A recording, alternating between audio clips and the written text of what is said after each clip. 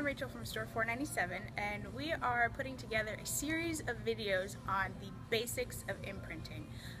Hopefully, whether you're a brand new partner with Family Christian or an absolute veteran, you will find something to learn in this series. Today we're starting with the basics of the basics, and that's how to set the letter tray.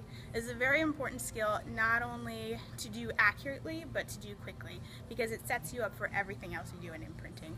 Alright, so let's get started. The first thing we need to do is to take the letter tray out of the machine. And as you can see, I'm yanking on this and it is not coming out. So we need to start with unlocking it. And we do that by moving this little pin right here in the back. Not very far, maybe an inch. And as you can see, once we pull this back, it slides right out. The next step is to actually unscrew the letters, and they unscrew outwards. So just like this, not very far. You don't need to undo the entire thing, just enough so that they slide out easily.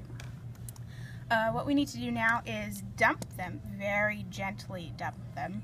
These letters are quite fragile, especially when you heat them up to such high temperatures that we don't want to bang the machine and bang the letters, because that eventually breaks your letters and damages them much faster than they need to. So we're just going to gently just scoop out. As you can see, they just fall right out real easy.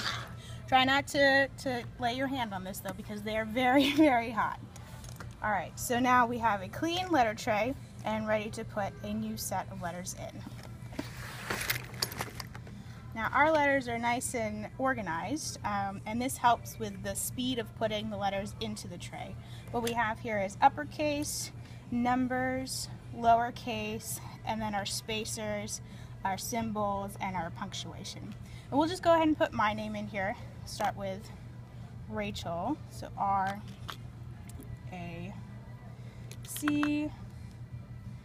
H, and I don't know if you noticed this, but I'm actually putting them in backwards. You do not spell my name H-C-A-R, but since the imprinter puts them in a mirror image, we do want to put them in backwards in the machine. So we'll finish up my name, E and L. Another thing to note here is all of the letters here have a groove. There's a groove only on one side, not on the other. And you want to make sure this groove is facing towards you, because if it's not facing towards you, that means the letter is actually upside down. And it can be really, really tricky, especially in the cases of N's and U's. When the customer wants an N, they do not want a U on their imprint. So go ahead and put my first name in here. And now we need a spacer. And the spacers, you want to think of them just like if you're writing. When you're writing, if you put only a small space in between two words, you only want a small space in between the two words in the imprinting machine. Ta-da!